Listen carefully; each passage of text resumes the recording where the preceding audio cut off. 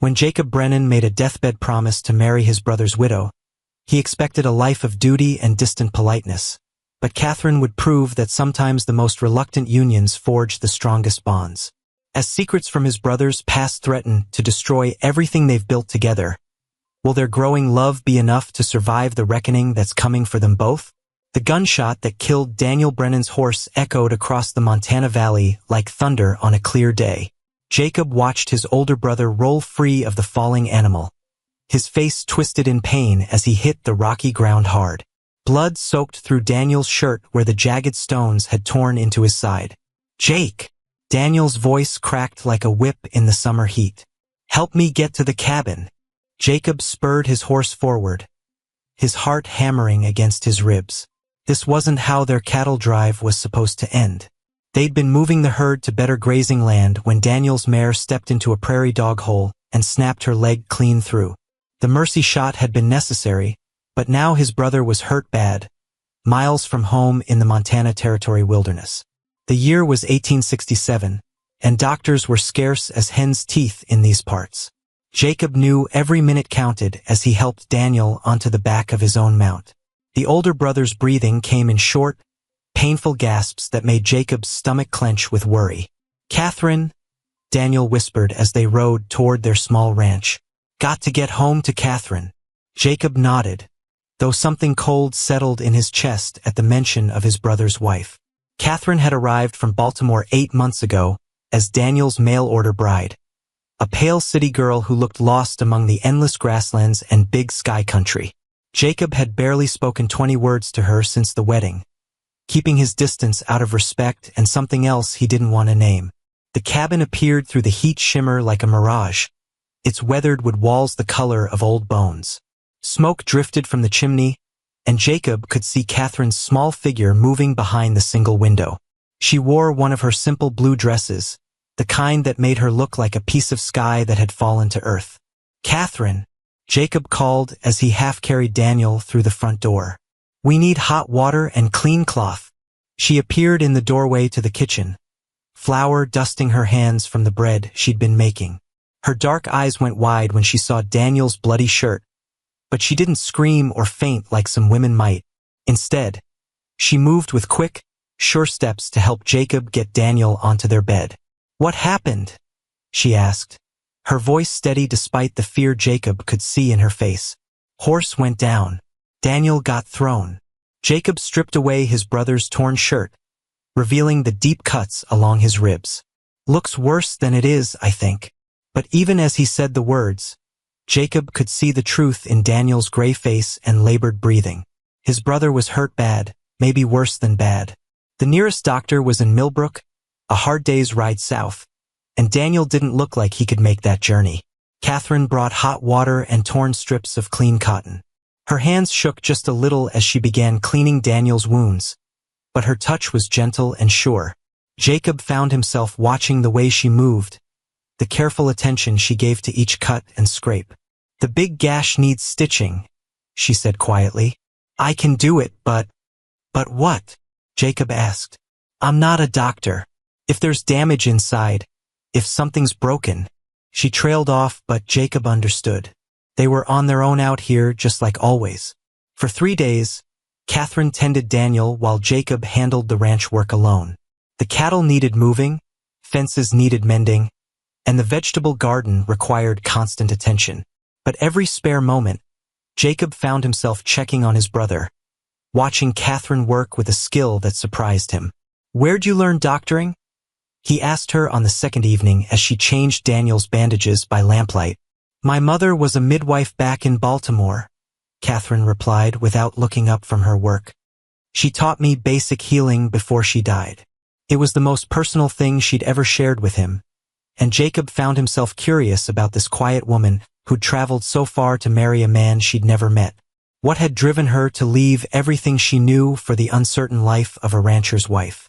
Daniel's fever broke on the 4th day, but something had changed in the older brother's eyes. He looked older, weaker, like a man who'd seen his own ending and couldn't forget it. "Jake," Daniel called when Catherine stepped outside to check on the chickens. "Come here. Need to talk to you." Jacob pulled a chair close to the bed, noting how thin Daniel's face had become in just a few days. "What is it?" "I'm not getting better," Daniel said, his voice barely above a whisper. "Don't try to tell me different. I can feel it inside, like something's broken that won't heal. You just need more rest. Listen to me." Daniel's hand shot out, gripping Jacob's wrist with surprising strength. "Catherine, she'll have nothing if I die. No money, no family, nowhere to go." Jacob's throat went tight. He could see where this conversation was heading, and every instinct told him to run from it. "The ranch barely supports one family," Daniel continued, "but with two people really working it together, it could be something good, something lasting." "Daniel, don't. Promise me." Daniel's eyes burned with fever and determination. "Promise me you'll take care of her. Marry her if you have to. Don't let her go back to the city with nothing." The words hung in the air between them like a challenge Jacob wasn't ready to accept. Marry Catherine? The idea was impossible, crazy. She was his brother's wife, a stranger who barely tolerated his presence. "She deserves better than a marriage of convenience," Jacob said finally. Daniel's laugh turned into a cough that brought blood to his lips. "Maybe, but she deserves to live more than she deserves better. Promise me, Jake. You're all the family I got left." Outside, Jacob could hear Catherine singing softly to the chickens as she scattered feed. Her voice was sweet and clear, like mountain water over stones. The sound made something ache in his chest that he couldn't name. "Promise me," Daniel whispered again. Jacob looked at his brother's face, saw the fear there beneath the determination. Daniel wasn't just asking him to take care of Catherine. He was asking him to take care of the guilt, the worry, the love that Daniel wouldn't be able to give her himself. "I promise," Jacob heard himself say. Daniel's grip on his wrist loosened, and for the first time in days he smiled. "Good. That's good." But as Jacob sat in the gathering dusk, listening to Catherine's voice drift through the open window, he wondered what kind of promise he'd just made and whether either of them would survive it. Catherine Brennan stood at the kitchen window, watching the sun paint the eastern mountains gold and pink. 5 days had passed since Daniel's fever broke, and she could feel death moving through their small cabin like a cold wind that touched everything. She'd seen it before, back in Baltimore when her mother tended the dying. There was a look that came into people's eyes, a turning away from the world of the living toward something else entirely. Daniel had that look now, even when he smiled at her or asked about the garden. The coffee was ready, sending its rich smell through the morning air. Catherine poured 2 cups, adding sugar to Daniel's the way he liked it, though he barely drank anything anymore. His appetite had faded along with his strength, leaving him thin and fragile as an autumn leaf. "Morning beautiful," Daniel said when she entered their bedroom. His voice was soft, weaker than yesterday, but his eyes still held warmth when he looked at her. "Morning yourself," Catherine replied, settling into the chair beside his bed. She'd moved it there 3 days ago and hadn't left his side except for the most necessary tasks. Daniel tried to sit up but couldn't manage it alone. Catherine helped him, arranging pillows behind his back with practiced ease. His body felt light in her hands, as if he was already starting to fade away. "Jake's out checking the cattle," Daniel said, though they both knew Jacob was avoiding the sick room. The younger brother had grown quiet and distant since Daniel's accident, speaking only when spoken to and disappearing for hours at a time. "He works too hard," Catherine observed, though she understood Jacob's absence. Death made people uncomfortable, especially men who were used to fixing things with their hands and their will. "He's a good man," Daniel said, his eyes finding hers with sudden intensity. "Better than he knows. Better than most people see." Catherine nodded, though she wasn't sure she agreed. Jacob Brennan was reliable, she'd grant him that. He did his work without complaint and never caused trouble. But good? She barely knew him well enough to judge. He kept himself locked away behind walls of silence and duty. "Tell me about Baltimore again," Daniel requested, settling back against his pillows. "About the harbor and the ships." Catherine smiled, recognizing his need for distraction.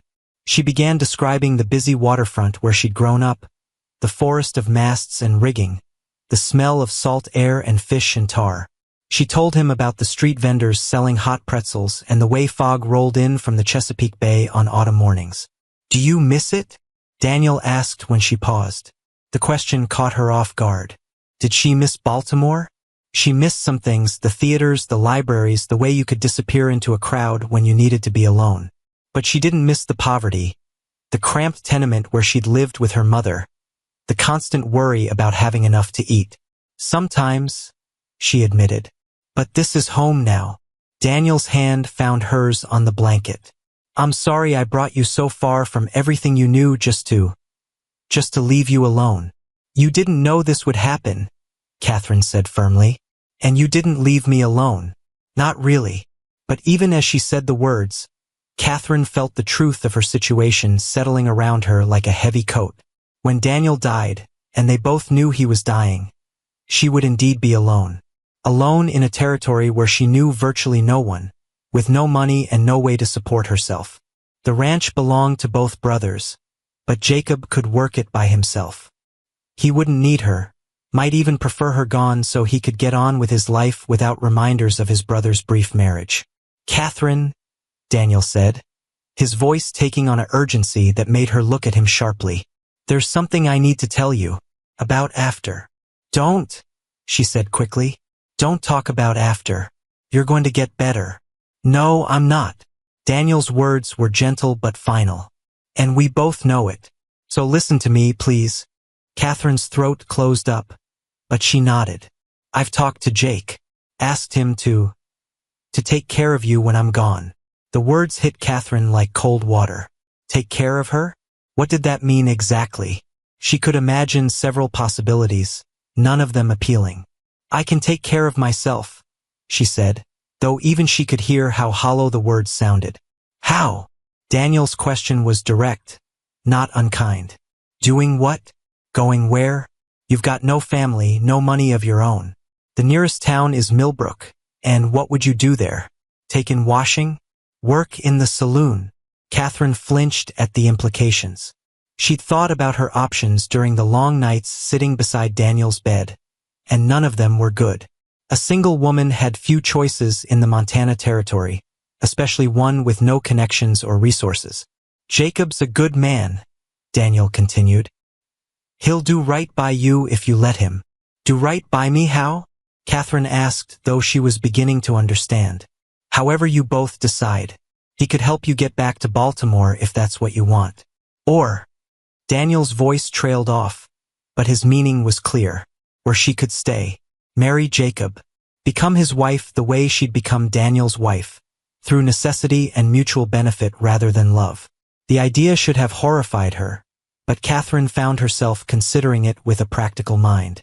Jacob was steady, hard-working, and from what she'd observed, fundamentally decent. He'd never been unkind to her, just distant. Many marriages started with less. "What does Jacob think about this arrangement?" she asked. "He promised to take care of you," Daniel said. "He's a man of his word." Catherine noted that wasn't exactly an answer to her question. A promise made to a dying brother was different from a choice made freely. If she stayed, if she married Jacob, would she always be a duty to him? A burden he carried out of obligation to Daniel's memory? "I need to think about it," she said finally. Daniel squeezed her hand. "Of course, but don't think too long. I can feel time running out." The rest of the day passed quietly. Catherine went through the motions of her usual tasks, feeding the chickens, tending the garden, preparing meals that Daniel barely touched. But her mind kept circling back to the choice she faced. Stay and marry Jacob or return to Baltimore with nothing. When Jacob came in for supper, Catherine studied him across the small table. He was handsome in a rough way, with broad shoulders and calloused hands that spoke of hard work. His hair was darker than Daniel's, his eyes a deeper green.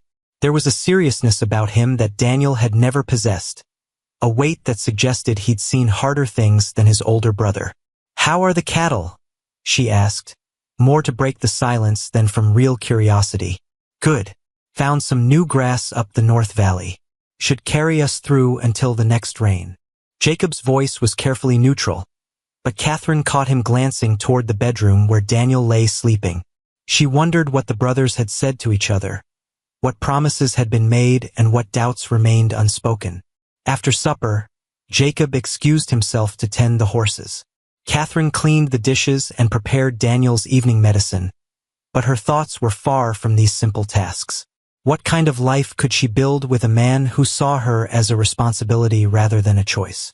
Could respect and mutual need grow into something warmer over time, or would she always be the woman he'd married out of duty to his dead brother?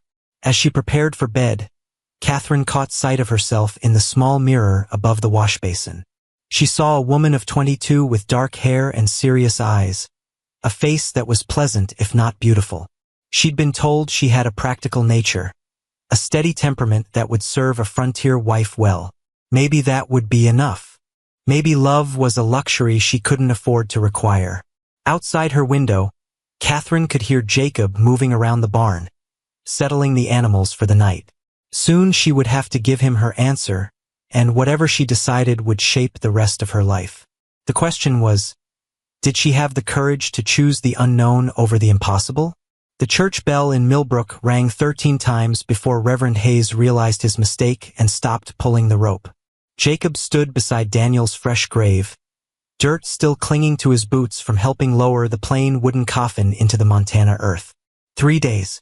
That's how long Daniel had lasted after their conversation about Catherine. 3 days of watching his brother fade like smoke until the final breath slipped away in the pre-dawn darkness while Catherine held his hand and whispered prayers. Now the whole town had turned out for the funeral, their curious eyes shifting between Jacob and the young widow in her borrowed black dress. Mrs. Henderson from the general store had loaned Catherine the mourning clothes, since she'd owned nothing suitable for burying a husband. Such a shame, Jacob heard Mrs. Patterson whisper to her friend. Poor girl, married less than a year and already a widow. What will she do now? Jacob's jaw tightened. He knew exactly what Catherine would do now, thanks to the promise burning in his chest like a hot coal. But the townspeople didn't need to know that yet. Let them wonder and gossip. He had more pressing concerns. Catherine stood perfectly still beside the grave, her face pale as winter snow beneath the black veil. She hadn't cried during the service, hadn't made a sound when they lowered Daniel into the ground. Her composure impressed Jacob even as it worried him. Was she holding herself together through pure will, or did she simply not feel the grief everyone expected? Reverend Hayes cleared his throat and began reading from his worn Bible. The Lord is my shepherd. I shall not want. The familiar words washed over Jacob without meaning. His attention kept drifting to Catherine, to the way she stood alone despite being surrounded by people. Daniel's death had cut her loose from everything familiar, set her adrift in a world where she knew nobody and nobody really knew her, except him, and he barely knew her either. When the service ended, the mourners began drifting away in small groups, their voices carrying on the afternoon breeze.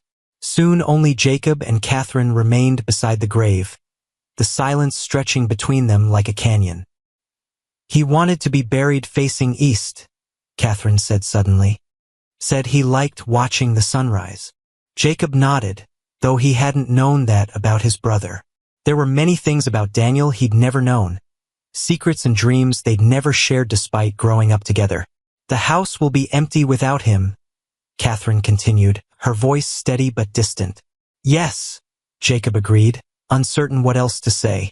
They stood in awkward silence until Catherine finally turned to face him. Her dark eyes were dry but intense, holding questions Jacob wasn't sure he was ready to answer. We should talk, she said, about what comes next. Jacob felt his heart speed up. The conversation he'd been dreading was finally here, the moment when Daniel's dying wish would become his living reality. Tonight, he said, after supper. Catherine nodded and walked toward the wagon where Jacob had hitched their horse. She moved with the careful dignity of someone determined not to break down in public, and Jacob found himself admiring her strength even as he questioned what lay beneath it. The ride home passed in silence, broken only by the creak of wagon wheels and the distant call of meadowlarks. The landscape looked different somehow, as if Daniel's death had changed the very color of the sky. Everything felt fragile, temporary, like a house of cards waiting for the wind. Back at the ranch, Catherine disappeared into the cabin while Jacob tended the horse. He took his time with the animal, brushing its coat until it gleamed, checking its hooves for stones, anything to delay the conversation waiting inside. When he finally entered the cabin, he found Catherine in the kitchen, still wearing her black dress but with the veil pushed back from her face. She'd prepared a simple meal of bread and cold meat, though neither of them seemed to have much appetite. They ate in silence until Catherine set down her fork and looked directly at him. "Daniel told me about your promise," she said without preamble. Jacob nearly choked on his bread. "Did he?" "He said you'd agreed to take care of me." Catherine's voice was calm, matter-of-fact. "I assume that means marriage." The directness of her approach caught Jacob off guard. He'd expected tears, maybe pleading, certainly more emotion than this cool, practical discussion. "That's one option," he said carefully. "What are the others?" Jacob set down his own fork, buying himself time to think. "I could help you get back to Baltimore. Give you enough money for travel and to get started somewhere." "With what money?" Catherine asked. "This ranch barely supports one person, much less provides funds for charity." Her bluntness stung, partly because it was true. The ranch was struggling, had been even before Daniel's accident. They ran maybe 50 head of cattle on land that could support twice that many, but cattle cost money they didn't have. "I'd find a way," Jacob said. "And leave yourself with nothing." Catherine shook her head. "That's not fair to you, and it's not practical for me. A woman alone in Baltimore with no connections and no skills, I wouldn't last a month." Jacob studied her face, looking for some sign of what she really wanted. But Catherine's expression remained carefully neutral, giving nothing away. "So you'd consider staying?" he asked. "I'd consider it, yes." Catherine paused, seeming to choose her words carefully. "But I want to know what kind of marriage you're offering." The question hung in the air between them like smoke. Jacob felt heat rise in his cheeks as he realized what she was asking. "A partnership," he said finally. "Someone to help with the ranch, the house. Company for both of us." "And?" Catherine's eyebrows rose slightly. "And what?" "The other aspects of marriage. Children. Intimacy." Jacob's face burned now. No woman had ever spoken so directly to him about such things, certainly not a woman he barely knew. "That would be your choice," he managed. "I wouldn't expect anything you weren't willing to give." Catherine nodded as if he'd passed some kind of test. "Good. Because I won't be any man's duty, in bed or out of it." The frank statement hit Jacob like a physical blow. Was that how she saw Daniel's marriage to her? As duty rather than desire? "Daniel loved you," Jacob said, though he wasn't entirely sure why he felt the need to defend his dead brother. "Daniel was kind to me," Catherine corrected. "He treated me well, provided for me, never raised his hand or his voice. But love," she shrugged. "We barely knew each other." Her honesty was brutal and refreshing at the same time. Jacob had grown up in a world where people said what they thought others wanted to hear, where truth was often buried under layers of politeness and pretense. "What about you?" Catherine asked. "What do you want from this arrangement?" Jacob considered the question seriously. What did he want? Someone to share the burden of the ranch, certainly. Someone to cook and keep house, though he'd managed those tasks himself before Daniel married. But beyond the practical considerations, "I want someone who chooses to be here," he said slowly. "Not someone who stays because she has no other choice." Catherine smiled for the first time since Daniel's death, a small expression that transformed her entire face. "Then we understand each other," she said. "The question is, can we build something real from such a practical beginning?" Jacob looked at this woman who'd traveled across the country to marry one brother and was now calmly discussing marrying the other. She had courage, he'd give her that. More courage than he felt at the moment. "I think we can try," he said. Catherine extended her hand across the small table. "Partners, then?" Jacob took her hand, noting how small and soft it felt in his work-roughened palm. "Partners." But even as they shook hands to seal their bargain, Jacob wondered if either of them truly understood what they were agreeing to. Marriage was more than a business arrangement, no matter how practical the reasons behind it. Time would tell if they could find something deeper in the space between necessity and choice. The wedding dress Catherine wore for her second marriage in less than a year was the same blue cotton she'd worn to Daniel's funeral, minus the black ribbon around the waist. She stood before the cracked mirror in the cabin's bedroom, trying to arrange her hair into something resembling respectability. Her hands shook slightly as she pinned the brown waves back from her face. Not from nerves about marrying Jacob. They'd spent the past week planning their arrangement with the same careful attention most people gave to business contracts. The shaking came from something else entirely. Yesterday, while cleaning out Daniel's belongings, she'd found a leather pouch hidden beneath loose floorboards under their bed.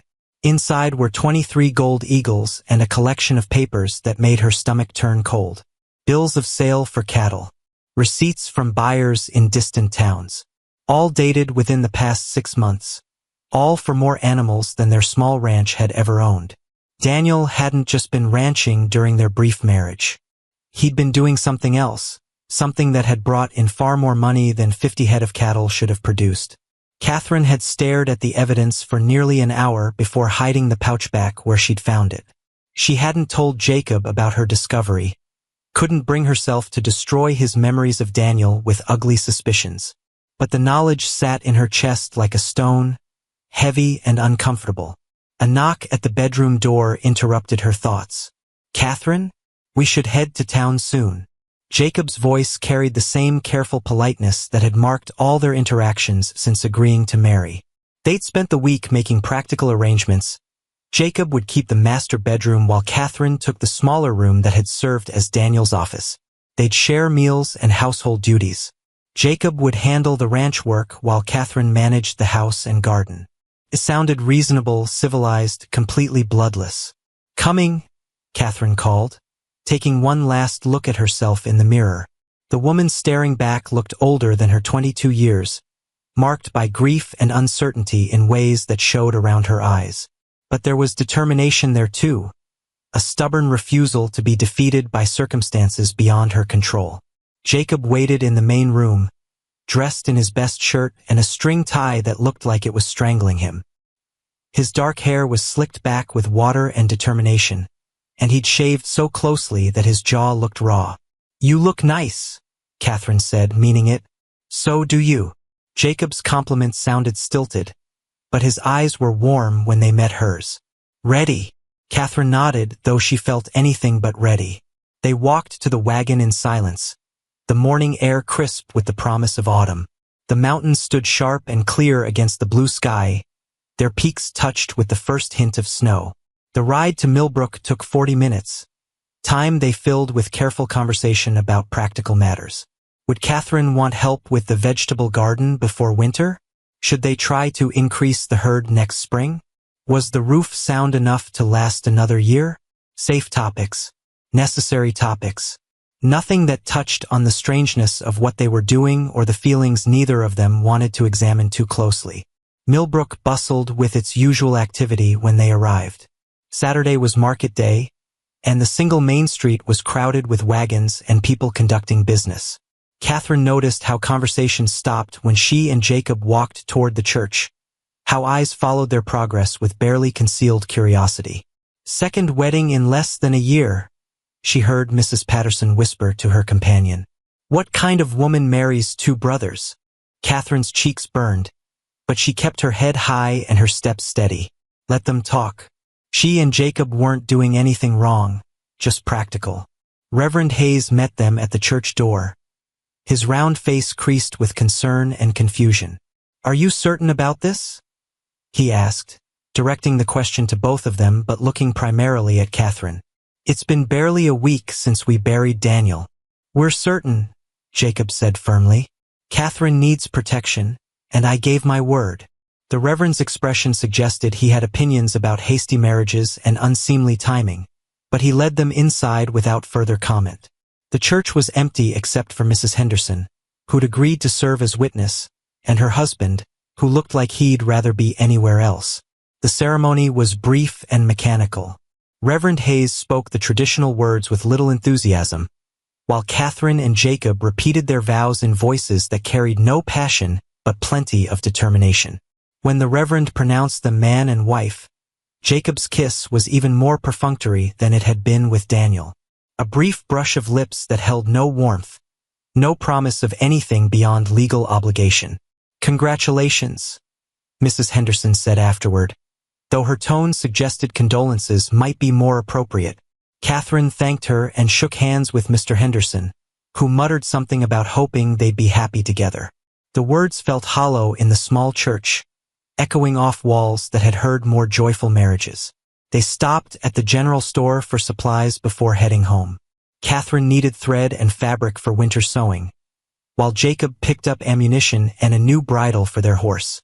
Normal purchases for a married couple, though nothing about their situation felt normal. "Mrs. Brennan," the store clerk said as he tallied their purchases. "Or should I say, Mrs. Brennan again?"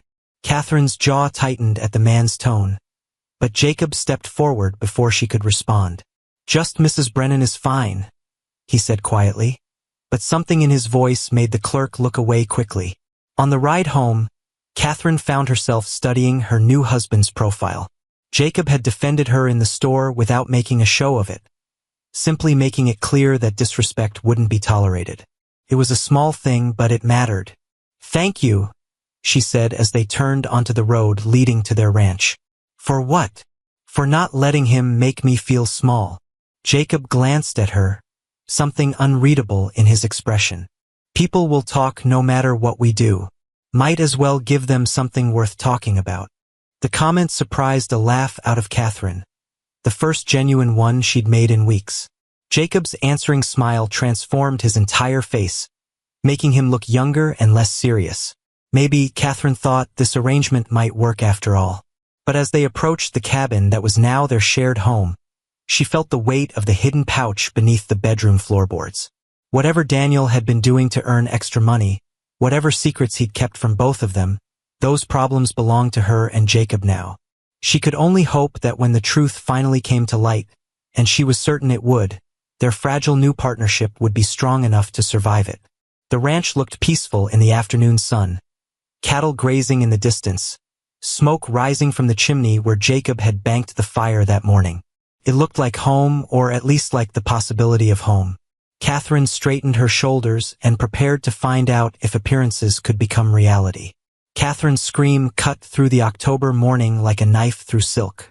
Jacob dropped the fence post he'd been setting and ran toward the cabin, his heart hammering against his ribs as he imagined every possible disaster that could befall a woman alone. He found her in the vegetable garden, standing frozen among the trampled remains of their winter crops. But it wasn't the destroyed vegetables that had made her cry out. It was the man sitting calmly on their front porch, a star-shaped badge glinting on his vest. "Mrs. Brennan," the stranger said, tipping his hat with mock politeness. "Marshal Tom Crawford, Territorial Law. Been waiting to meet you." Jacob positioned himself between Catherine and the lawman, his hand instinctively moving toward the gun on his hip. Something about Crawford's cold gray eyes and thin smile set every nerve on edge. "What can we do for you, Marshal?" Jacob asked, keeping his voice level despite the alarm bells ringing in his head. "Oh, I think you know." Crawford stood slowly, like a cat stretching before pouncing. "Been tracking some missing cattle. Interesting trail they left, leading right back to this little ranch." Catherine's face went white as fresh snow. Jacob felt his stomach drop as pieces of a puzzle he hadn't known existed began falling into place. The extra money Daniel had been spending. The bills of sale Catherine must have found. The reason his brother had been so secretive about his business dealings. "My brother's been dead 2 months, Jacob said carefully. "Whatever cattle dealings you're investigating happened before my time." Crawford laughed, a sound like grinding stones. "Your time? Son, you married the widow. That makes his debts your debts, his crimes your crimes. That's territorial law." Behind him, Jacob heard Catherine's sharp intake of breath. The trap was closing around them both, and he finally understood why Daniel had been so desperate for him to marry Catherine. Not just to protect her, but to make sure someone would be responsible for whatever mess he'd left behind. What exactly are you accusing us of? Jacob asked. Cattle rustling, for starters. Crawford reached into his vest and pulled out a folded paper. Got a bill of sale here dated 3 months back. Your brother sold 40 head to a buyer in Helena. Problem is, those cattle belong to the Rocking W Ranch, and they never gave permission for the sale. Jacob's mind raced. 40 head of cattle was worth more than their entire ranch. If Daniel had been stealing and selling livestock on that scale, the penalties would be severe. Prison at minimum, maybe worse. Even if Daniel did what you're saying, Jacob said, Catherine had nothing to do with it. She's innocent. Innocent. Crawford's eyebrows rose. She lived in the same house, ate food bought with stolen money, wore dresses paid for with crime. In the eyes of the law, that makes her an accomplice. Catherine stepped forward, her fear replaced by anger that colored her cheeks bright red. I didn't know anything about stolen cattle. I thought Daniel was just good at ranching. What you thought don't matter much, Crawford replied. What matters is what you did. And what you did was profit from theft. Jacob felt rage building in his chest like steam in a boiler.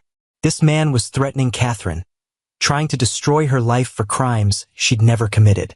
The protective instinct that had been growing stronger every day since their marriage flared into something fierce and dangerous. How much? Jacob asked suddenly. What? How much does the Rocking W want for the cattle? I'll pay it back. Crawford studied him with new interest. 40 head at current prices? About $800. Plus interest and damages. Call it 1,000 even. The number hit Jacob like a physical blow. $1,000 was more money than he'd see in 5 years of honest ranching. It might as well have been $1 million. I don't have that kind of money, Jacob admitted. Then I guess we'll be taking you both to Helena for trial. Crawford's smile was sharp as a blade.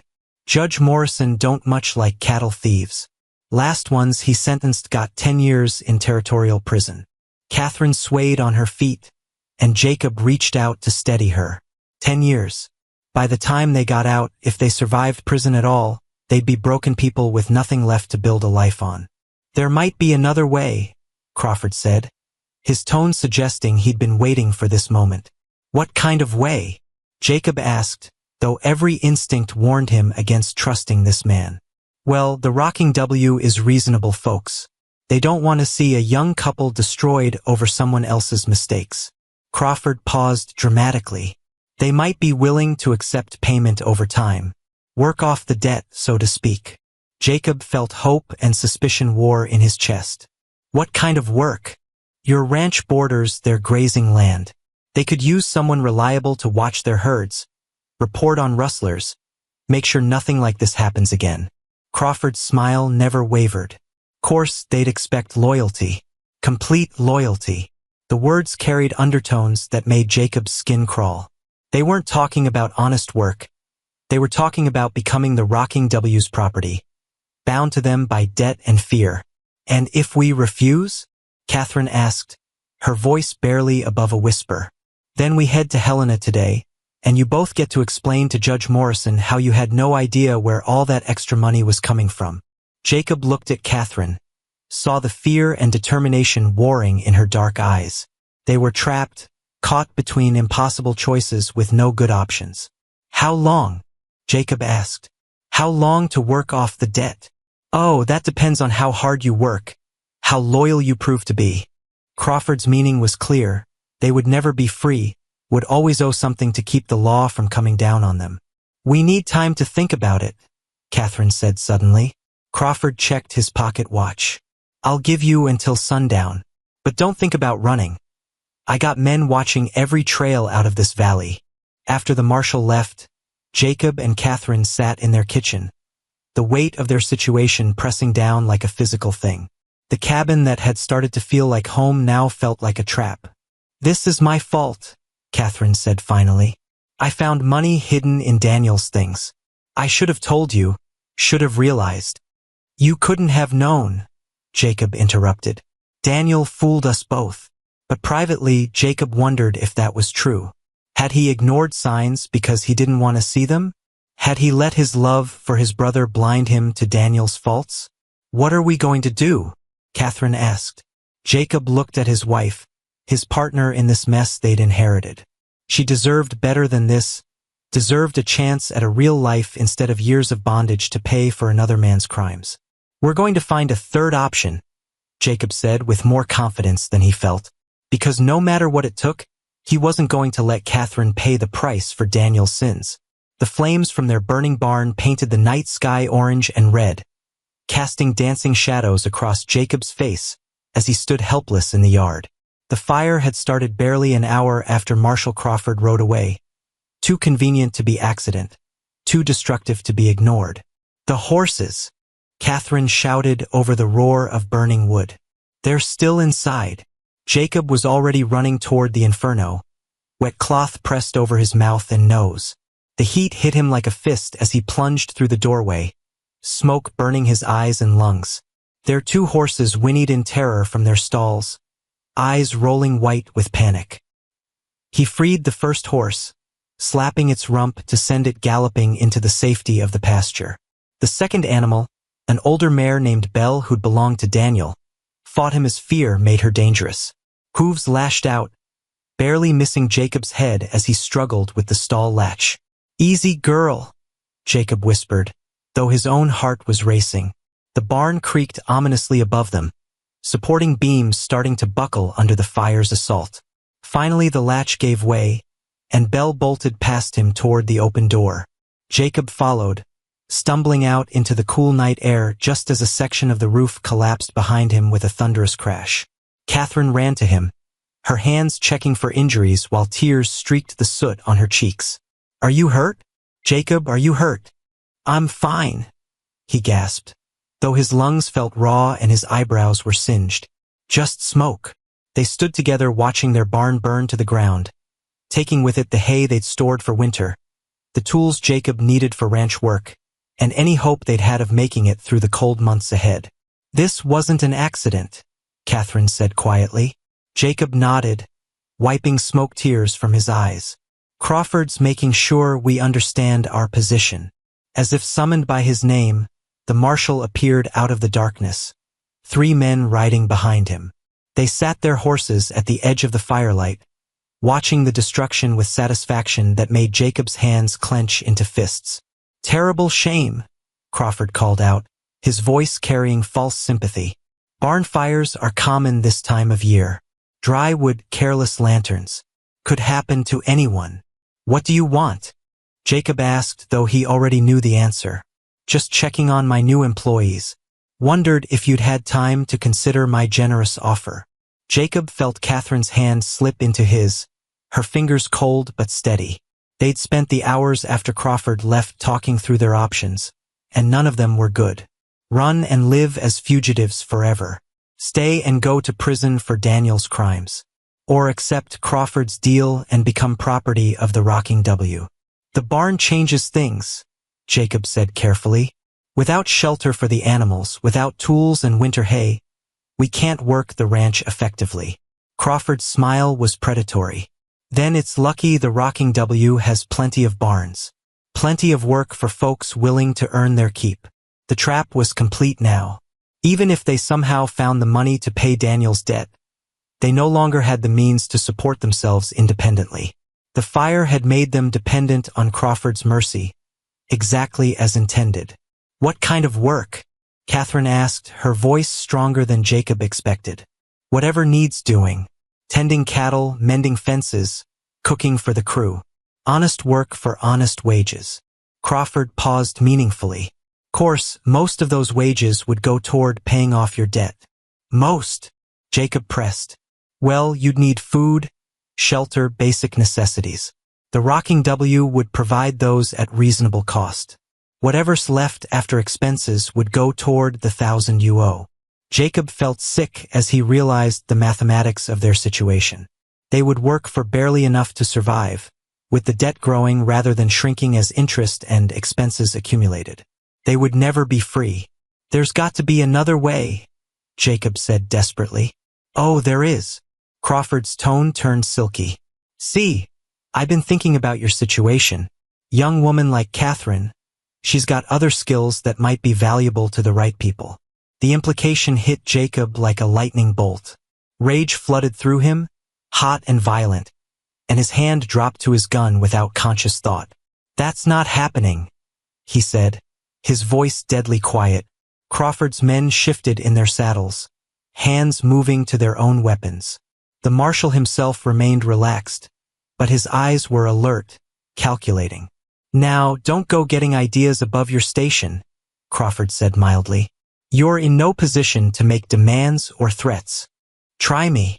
The words hung in the smoky air between them like a challenge. Catherine's grip on Jacob's hand tightened, trying to hold him back from a fight he couldn't win. Jacob, she whispered. Don't. But Jacob was past listening to reason. Something primitive and protective had awakened in him. Something that wouldn't let another man threaten his wife while he stood by helpless. Crawford studied him for a long moment.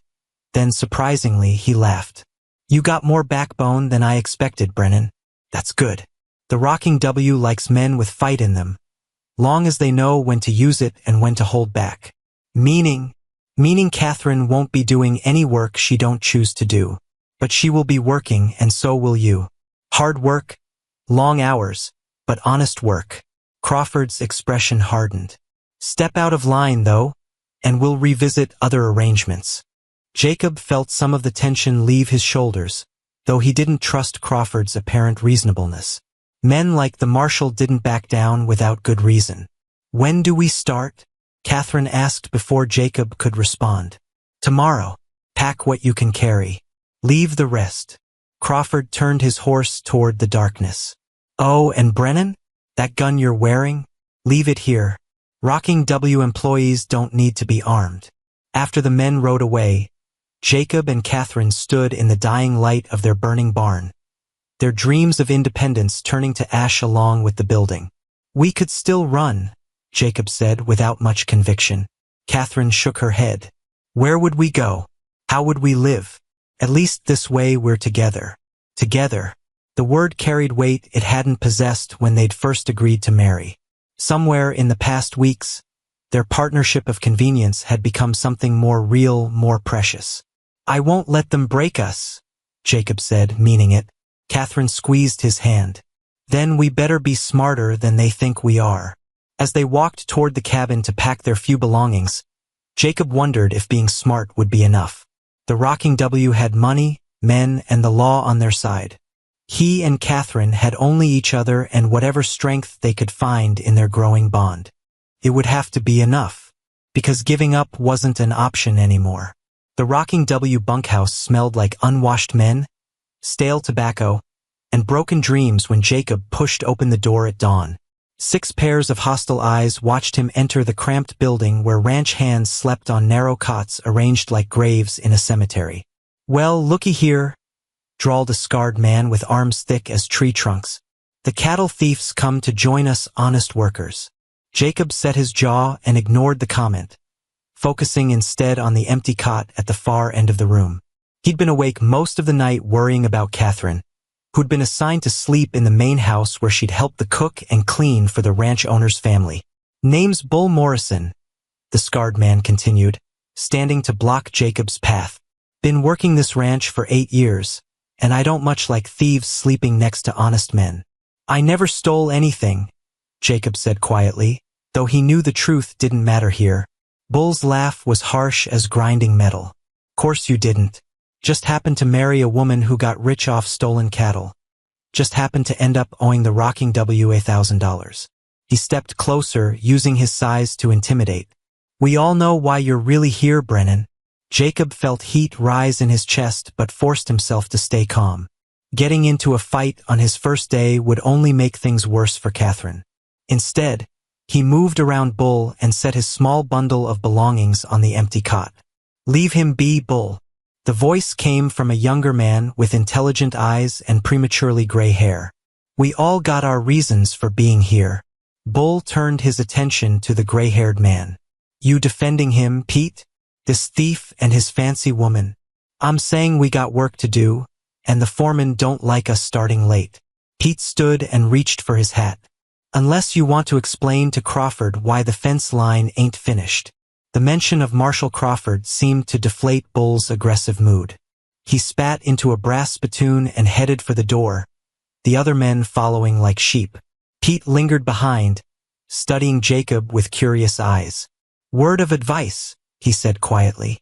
"Keep your head down, do your work, and don't give Crawford any reason to notice you special." "What's your story?"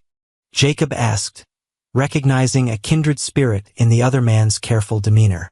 "Same as everyone here who ain't completely stupid." Pete glanced toward the door, making sure they were alone. "Got caught between bad choices and worse ones. Been here 3 years now, working off a debt that seems to grow bigger every month." Jacob's heart sank. 3 years? How much did you owe? "Started at 400. Up to 600 now, thanks to interest and living expenses."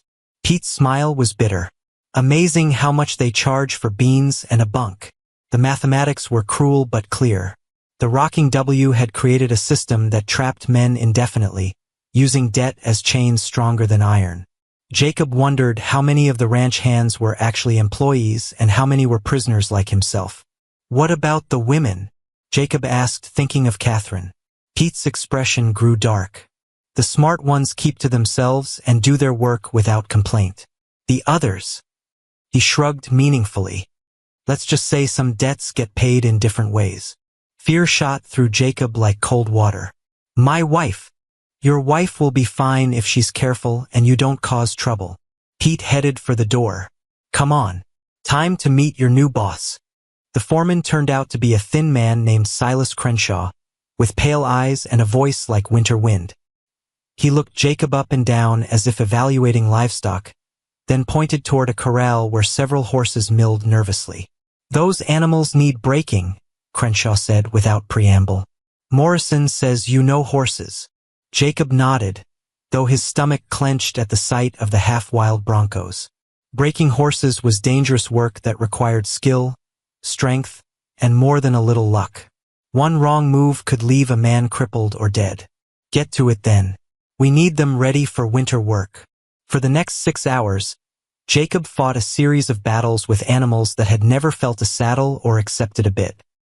His body ached from being thrown. His hands were raw from rope burns, and his pride was bruised from the audience of ranch hands who gathered to watch him struggle. But slowly, patiently, he began to make progress. The first horse, a black gelding with fire in its eyes, finally accepted Jacob's weight without bucking. The small victory felt enormous after hours of punishment. "Not bad," Bull admitted grudgingly as Jacob walked the newly broken horse around the corral. "Maybe you ain't completely useless." During the lunch break, Jacob caught a glimpse of Catherine through the main house kitchen window. She was kneading bread, her hair tied back with a simple cloth, flour dusting her dark dress. She looked tired but unharmed, which eased some of his worry. Their eyes met for a brief moment across the yard, and she gave him a small smile that warmed him more than the autumn sun. Whatever hardships lay ahead, they would face them together. The afternoon brought more horses and more bruises, but also a growing respect from the other hands. Jacob's skill with difficult animals was obvious, and even Bull began offering grudging advice instead of insults. As evening approached, Foreman Crenshaw appeared at the corral fence. "Crawford wants to see you," he said simply. Jacob's blood turned cold. He'd managed to avoid the marshal all day, hoping to prove himself through honest work before facing whatever new demands or threats were waiting. Crawford's office was in the main house, a room that spoke of wealth and power with its leather furniture and expensive whiskey. The marshal sat behind a massive oak desk, studying papers by lamplight. "Sit," Crawford said without looking up.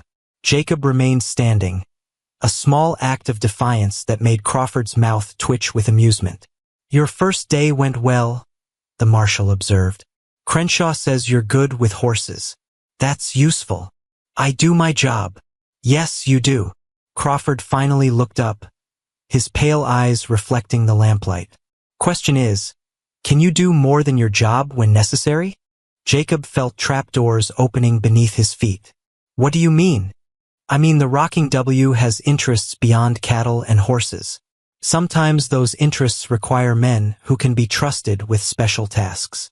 Crawford leaned back in his chair. Men who understand that loyalty brings rewards. What kind of tasks? Crawford's smile was sharp as a blade. The kind that might reduce your debt considerably. The kind that might earn your wife better treatment, more comfortable accommodations. Jacob thought of Catherine kneading bread in the kitchen, of the years of servitude stretching ahead of them both. Whatever Crawford was offering would come with a price that might cost more than money. "I'll stick to breaking horses," Jacob said firmly. "For now," Crawford agreed. "But think about it, Brennan. Think about how much easier life could be if you were willing to be flexible." Walking back to the bunkhouse under a canopy of stars, Jacob felt the weight of impossible choices pressing down on him again. Crawford was offering a way out, but Jacob suspected the price would be his soul. Inside the bunkhouse, Pete was waiting with a cup of coffee and a knowing look. "He made you the offer, didn't he?" Pete asked quietly. Jacob nodded. "What kind of offer did he make you?" "The kind that keeps me awake at night." 3 years later, Pete stared into his coffee as if seeking answers in the dark liquid. "The kind that makes you wonder if there's any difference between being trapped and being free." Outside, a coyote howled in the distance, its voice echoing across the valley like a warning. Jacob lay on his narrow cot and stared at the ceiling, wondering how long he could resist Crawford's offers before the pressure became too much to bear. Tomorrow would bring more horses, more tests, more chances to prove or compromise himself. All he could do was take it one day at a time and hope that love would be enough to keep them both from losing themselves in the darkness. Catherine's hands trembled as she scrubbed blood from the kitchen floor, the red stains mixing with her tears to create pink puddles that seemed to mock her efforts. Mrs. Eleanor Whitfield, the ranch owner's wife, stood over her with arms crossed and eyes cold as winter ice. "Clumsy girl," Mrs. Whitfield snapped. "That was my grandmother's china plate you broke. Worth more than you'll make in a year." The broken pieces lay scattered near Catherine's feet, evidence of the accident that had occurred when Mrs. Whitfield deliberately bumped into her while she carried the breakfast tray. Catherine had tried to catch the falling plate, cutting her hand deeply on the sharp edges. "I'm sorry, ma'am," Catherine whispered, though the words tasted like poison. She wasn't sorry for breaking the plate. She was sorry for being trapped in this house with a woman who seemed to enjoy causing pain. "Sorry doesn't replace heirloom china." Mrs. Whitfield's voice carried the authority of someone who'd never faced real consequences. "The cost will come out of your husband's wages. Another $50 added to your debt." Catherine's heart sank. $50 was more than Jacob could earn in 2 months of backbreaking work. At this rate, they'd never escape the rocking W's grip. Through the kitchen window, she could see Jacob in the corral, working with a particularly difficult horse. Even from a distance, she could tell he was exhausted. He'd been doing the work of 2 men, trying to prove his worth and reduce their debt. But Crawford's system was designed to keep people trapped forever. "Clean this mess properly," Mrs. Whitfield continued. "Then get started on the laundry. The sheets need changing in all 6 guest rooms, and I expect them spotless." After Mrs. Whitfield left, Catherine allowed herself a moment to examine her injured hand. The cut was deep but clean, probably needing stitches she couldn't afford. She wrapped it in a kitchen towel and continued scrubbing, each movement sending fresh pain up her arm. The morning passed in a blur of backbreaking tasks. Hauling water, beating rugs, washing endless loads of laundry in tubs that left her back aching and her hands raw. The other women who worked in the house, an older cook named Sarah and a young maid called Jenny, offered sympathetic looks but couldn't risk helping her openly. During lunch, Catherine finally got a moment alone with Sarah, a motherly woman whose kind eyes held depths of understanding. "How long have you been here?" Catherine asked quietly, keeping her voice low in case Mrs. Whitfield was listening.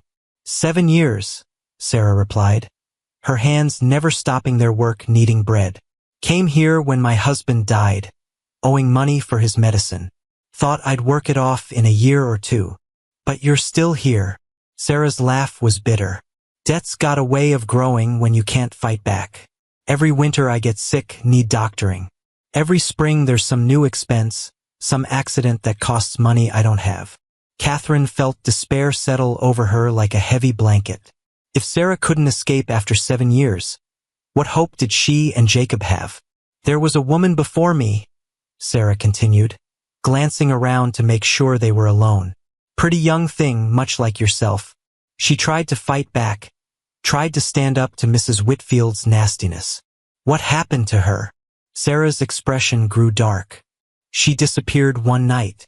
Crawford said she ran off, but she shrugged meaningfully. Her things were still in her room. Her wedding ring was still on the dresser. A chill ran down Catherine's spine. Was Sarah suggesting that women who caused trouble simply vanished? The idea seemed too horrible to believe, but the fear in Sarah's eyes suggested it might be true. That afternoon, while hanging laundry behind the main house, Catherine noticed a commotion near the corral. A crowd of ranch hands had gathered, shouting and cheering at something she couldn't see. Then she heard Jacob's voice, raised in anger, and her blood turned to ice. She dropped the wet sheets and ran toward the crowd, pushing through the circle of men until she could see what was happening. Jacob stood in the center of the corral, facing off against Bull Morrison, both men's fists raised and ready. Problem here? Foreman Crenshaw asked, appearing beside Catherine with his usual cold authority. Morrison was talking about my wife, Jacob said through gritted teeth, blood trickling from a split lip. Said things no man should say about another man's woman. Bull spat into the dirt. Just speaking truth. Pretty woman like that, working in the big house, sleeping under the same roof as the boss. Man's got to wonder what kind of work she's really doing. Jacob's roar of rage was like a wild animal's as he lunged at Bull again. The bigger man was ready this time, landing a heavy blow to Jacob's ribs that sent him staggering backward. Stop! Catherine cried, but her voice was lost in the shouting of the crowd. The fight continued for several brutal minutes, both men landing and taking punishment. Jacob was quicker and more determined, but Bull was bigger and stronger. Blood flew from split knuckles and broken noses, while the ranch hands cheered like spectators at a gladiator match. Finally, Crenshaw fired his pistol into the air, the sharp crack ending the fight immediately. Enough! He shouted. Morrison, get back to work. Brennan, you're coming with me. Catherine tried to follow, but 2 ranch hands blocked her path.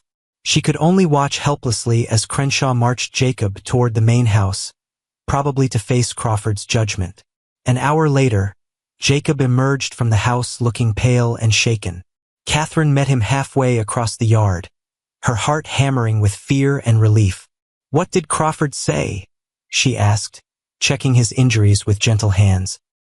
He wasn't pleased. Jacob winced as she touched a particularly tender bruise. Fighting disrupts productivity. Bad for business. What's our punishment? Jacob's expression grew grim. Double shifts for both of us. You'll work in the kitchen until midnight, then start again at 4 in the morning. I'll be breaking horses during the day and mending fences by lantern light. Catherine felt tears threaten but forced them back. Crawford was grinding them down systematically, making their lives so miserable that they'd eventually accept any alternative he offered. There's something else, Jacob continued quietly. Crawford made me another offer. A way to reduce our debt significantly. What kind of offer? Jacob's hesitation told her everything she needed to know. Whatever Crawford wanted, it would require Jacob to compromise his principles, to become the kind of man he'd never wanted to be. I told him no, Jacob said firmly. Whatever it takes, however long it takes, we'll do this the honest way. Catherine wanted to believe that was possible, but looking at Jacob's battered face and thinking about Sarah's warnings, she wondered if honesty was a luxury they could afford. That night, as she worked alone in the kitchen by flickering candlelight, scrubbing pots and preparing tomorrow's bread, Catherine made a decision that would change everything. She was going to find out exactly what had happened to the woman who'd disappeared. And if Crawford and his people thought they could break her and Jacob through cruelty and intimidation, they were about to learn how wrong they were. Some fires, once lit, were impossible to extinguish. The ledger fell from Catherine's hands like a stone, its pages fluttering open to reveal columns of numbers that made her stomach turn sick with understanding. She'd found it hidden behind loose boards in the main house attic, while searching for extra blankets during her midnight cleaning duties. Her candle flickered in the dusty air as she knelt to retrieve the book, her heart pounding against her ribs like a caged bird. The handwriting was Crawford's. She recognized his sharp, precise script from the papers he'd shown them. But the entries told a story far different from the one he'd claimed. Daniel Brennan, 40 head cattle, $320, received payment to D. Brennan, $80 profit, $240. Catherine's hands shook as she turned the pages, finding entry after entry that painted a picture of organized theft. Crawford wasn't just catching cattle rustlers. He was running the operation. Daniel hadn't been a criminal. He'd been a victim, tricked into believing he was buying cheap cattle when he was actually helping Crawford steal them. Find something interesting? Catherine spun around, her candle nearly guttering out from the sudden movement. Crawford stood at the top of the attic stairs, his pale eyes gleaming in the candlelight like a predator's. I was looking for blankets, Catherine said, her voice barely above a whisper. In a locked chest? Crawford stepped closer, his boots creaking on the old floorboards. Behind boards that had to be pried loose? Catherine's mind raced, searching for an explanation that might save her life. Because looking at Crawford's expression, she knew she was in mortal danger. My husband never stole cattle, she said, surprised by the steadiness in her own voice. You tricked him. Used him. Crawford's smile was sharp as broken glass. Smart girl. Too smart for your own good. Daniel thought he was buying cattle legally. You made him believe the bills of sale were legitimate. Your husband was greedy and stupid. He wanted to believe he'd found easy money, so he didn't ask the right questions. Crawford moved closer, backing Catherine against the attic wall. Just like you're being stupid now. Catherine clutched the ledger to her chest. This proves Daniel was innocent. Proves Jacob and I don't owe you anything. This proves you're a thief who broke into my private property and stole my personal belongings. Crawford's voice was deadly quiet. That's a hanging offense in Montana territory. The trap was closing around her, but Catherine refused to give up. People will ask questions if I disappear. Jacob will. Jacob will be told you ran off with a traveling merchant who came through last week. Happens all the time. City women who can't handle ranch life. Crawford's laugh was cold as winter wind. By the time anyone thinks to look for you, there won't be anything left to find. Catherine's blood turned to ice as she realized what he was saying. This wasn't just a threat, it was a promise. Crawford had done this before, probably to the woman Sarah had mentioned. Please, Catherine whispered, hating herself for begging but desperate to live. I won't tell anyone. I'll destroy the book. Oh, you'll destroy it all right, but not the way you're thinking. Crawford reached for her, and Catherine did the only thing she could think of. She threw the heavy ledger at his head with all her strength, then bolted for the stairs. Crawford's curse echoed behind her as she stumbled down the narrow steps, her candle flame streaming like a banner. The main house was dark and silent around her, but she could hear Crawford's heavy footsteps pursuing her. She ran through the kitchen, past the parlor, toward the back door that led to the yard. Freedom was just steps away when strong hands grabbed her shoulders, spinning her around. Stupid girl, Crawford snarled, his face twisted with rage. You've just made this much harder on yourself. Catherine opened her mouth to scream, but Crawford's hand clamped over her lips before she could make a sound. She bit down hard on his fingers, tasting blood, and he jerked his hand away with a curse. Jacob! She screamed as loud as she could. Jacob! Crawford's fist caught her across the cheek, sending stars exploding across her vision. She fell to the kitchen floor, her head ringing like a bell. Too late for that, Crawford said, rubbing his bleeding hand. Your husband's working the night shift on the north fence line, miles from here. Catherine struggled to her feet, her cheek throbbing where he'd hit her. You planned this. You sent him away on purpose. I've been planning this since the day you arrived. Crawford's pale eyes gleamed with malice. Did you really think I'd let you and your husband work off Daniel's debt? You were always meant to disappear. Why? Catherine demanded, though she was already backing toward the door. Why kill us? Why not just let us leave? Because you know too much. Because Jacob's got fight in him that might inspire others. Because I don't leave loose ends. Crawford pulled a knife from his belt, its blade catching the moonlight from the window. Nothing personal. Just business. Catherine's hand found the door handle behind her, but it was locked. Crawford had trapped her as surely as a wolf corners a rabbit. The other woman, Catherine said, stalling for time. The one who disappeared. What was her name? Mary Hutchins. Sweet little thing much like yourself. Tried to run away with some evidence she'd found. Crawford's smile was terrible. We found her 3 days later, but by then the coyotes had done most of my work for me. Horror washed over Catherine in waves. How many people had Crawford killed to protect his secret? How many families had he destroyed? Jacob will know, she said desperately. When I disappear, he'll know you killed me. Jacob will be too busy mourning his runaway wife to cause trouble. And if he does, Crawford shrugged.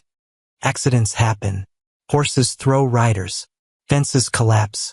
Men get careless around machinery. Catherine closed her eyes, thinking of Jacob working alone on the fence line, unaware that she was about to die. She'd never told him she loved him, never admitted that their marriage of convenience had become something real and precious. Any last words? Crawford asked, raising the knife. Catherine opened her eyes and looked directly at him. Yes, go to hell. Crawford laughed and stepped forward, but before he could reach her, the kitchen door exploded inward in a shower of splinters. Jacob stood in the doorway like an avenging angel, his face twisted with rage and his hands clenched into fists. Behind him, Pete and 2 other ranch hands held lanterns that cast dancing shadows across the room. Get away from my wife, Jacob said, his voice deadly quiet. Crawford spun around, the knife still in his hand. How did you? Sarah heard Catherine scream, sent word to the fence line. Jacob's eyes never left Crawford's face. Put down the knife. I don't think so. Crawford grabbed Catherine's arm, pressing the blade to her throat. Back off or she dies right here. Catherine felt the cold steel against her skin, but her fear was fading, replaced by something stronger. Jacob had come for her. Somehow, someway, he'd known she needed him. Let her go, Jacob said, taking a step forward. Your fight's with me. My fight is with anyone who threatens my business. Crawford's grip tightened on Catherine's arm. Drop your weapons and back away, or I'll cut her throat. Jacob looked at Catherine, his green eyes full of love and desperate determination. In that moment, she knew what she had to do. The ledger, she called out, her voice strained by the knife at her throat. Attic, hidden behind boards, proves Daniel was innocent. Crawford's attention wavered for just an instant, and Catherine took her chance. She stamped down hard on his instep while driving her elbow back into his ribs. He cursed and loosened his grip just enough for her to break free. Jacob was already moving, covering the distance between them in 2 quick strides. His fist connected with Crawford's jaw with a sound like breaking wood, and the marshal went down hard. The knife clattered across the floor as Crawford lay motionless, blood trickling from his mouth. Jacob kicked the weapon away, then pulled Catherine into his arms. Are you hurt? He asked, his hands checking her for injuries. I'm fine, Catherine said, though she was shaking like a leaf. Jacob, I'm so sorry. I should have told you about the money I found. Should have. Shoo. Jacob held her tighter. None of that matters now. What matters is you're safe. But even as he spoke the words, Catherine knew they weren't safe yet. Crawford had men, resources, connections. Even if they'd won this battle, the war was far from over. We need to get that ledger, she said. It's the only proof we have. Jacob nodded, but his expression was grim. And then we need to get out of here. Tonight. Because come morning, the Rocking W would be hunting them both. The territorial courthouse in Helena buzzed with tension as Jacob helped Catherine up the front steps. her hands still bandaged from the cuts she'd received 3 weeks ago. Word of their accusations against Marshall Crawford had spread like wildfire through Montana territory, bringing reporters, curious citizens, and angry supporters of the Rocking W to witness what some called the trial of the century. "You sure about this?" Jacob asked quietly, noting how Catherine's face had gone pale at the sight of the crowd.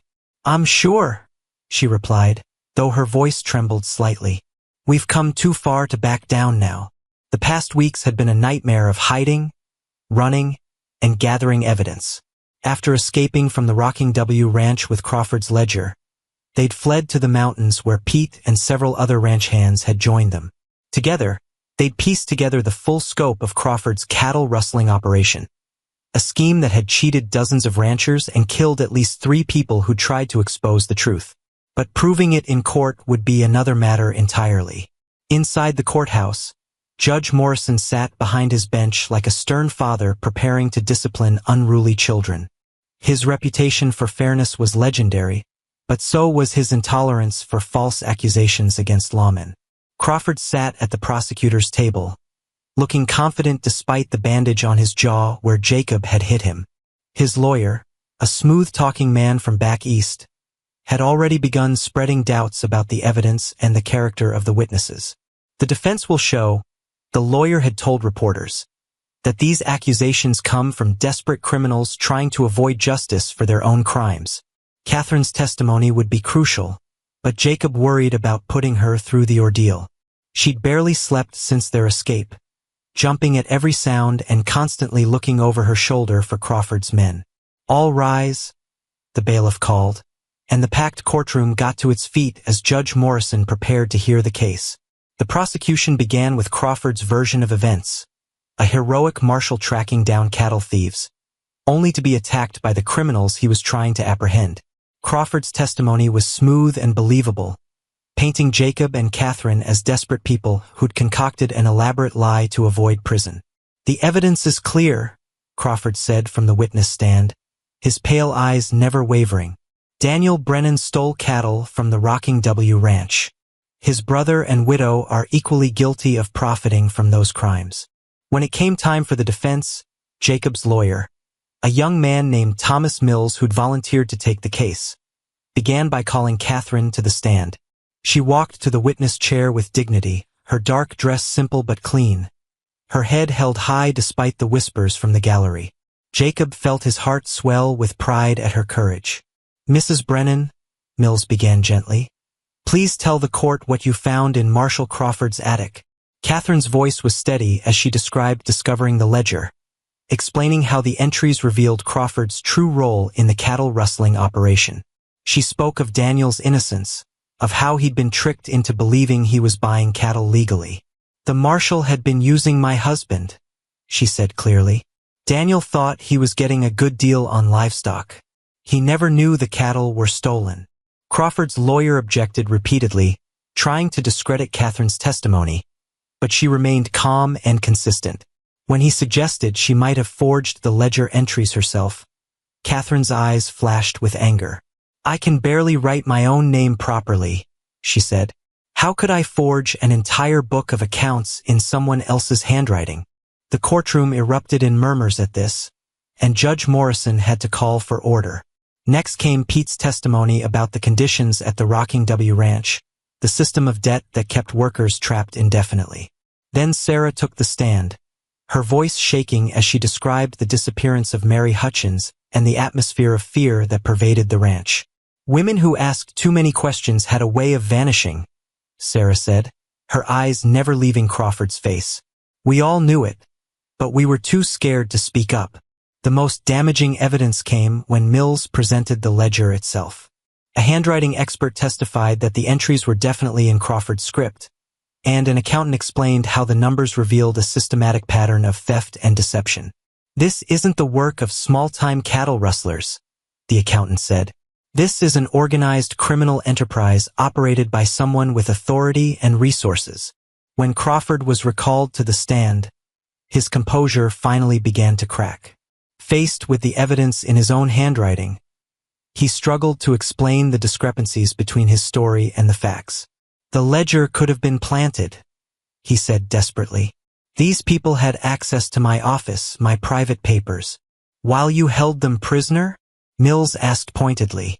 They weren't prisoners. They were employees working off a legitimate debt. Employees who weren't allowed to leave? Who had their wages garnished for imaginary expenses? Mills pressed harder. Employees whose wives were threatened with violence if they tried to expose the truth? Crawford's face went red with anger. That woman broke into my private property and stole evidence of your crimes? Mills interrupted. Evidence that would have been destroyed if she hadn't been brave enough to risk her life for the truth? The courtroom fell silent as the implications sank in. Crawford had essentially admitted to threatening Catherine's life, validating her version of events. Judge Morrison called for a recess, and Jacob squeezed Catherine's hand as they waited for the verdict. The evidence was strong, but Crawford had friends in high places and a reputation built over years of seemingly honest service. When court reconvened, Judge Morrison's expression was grave. This case has revealed a disturbing pattern of corruption and violence, he began. The evidence presented shows that Marshall Crawford systematically defrauded ranchers throughout this territory, using his position of authority to avoid suspicion. Crawford's face went white as the judge continued. The charges against Daniel Brennan are hereby dismissed, and all debts claimed against his estate are declared null and void. Judge Morrison's voice grew stronger. Furthermore, I am ordering a full investigation into the Rocking W Ranch's business practices and Crawford's conduct as a territorial marshal. The courtroom erupted in cheers and angry shouts. Jacob pulled Catherine close, hardly daring to believe they'd won. But Judge Morrison wasn't finished. Thomas Crawford, you are hereby stripped of your badge and authority. You will be held for trial on charges of cattle rustling, extortion, and conspiracy to commit murder. As Crawford was led away in shackles, his pale eyes found Catherine's across the courtroom. The look he gave her was full of such hatred that Jacob stepped protectively in front of his wife. It's over, Jacob whispered in her ear. We're free. But as they left the courthouse, Jacob couldn't shake the feeling that men like Crawford didn't give up easily. Freedom was precious, but it would have to be defended. Outside, in the bright Montana sunshine, Catherine turned to face her husband. What now? She asked. Jacob smiled, the first genuine smile she'd seen from him in weeks. Now we go home, to our ranch, to our life. Catherine stood on her toes and kissed him, right there in front of the courthouse and half the territory. It was a kiss that spoke of love freely given, of a future chosen rather than imposed. When they broke apart, both were breathing hard. I love you, Jacob Brennan, Catherine said, her voice strong and sure. I love you too, Catherine Brennan. Have since the day you chose to stay and fight instead of run. As they walked toward their wagon, hand in hand, Jacob realized that Daniel's dying wish had given them both more than protection or convenience. It had given them each other, and that was worth more than all the gold in Montana territory. The road home stretched ahead of them, full of promise and possibility. Together, they would build something lasting from the ashes of the past.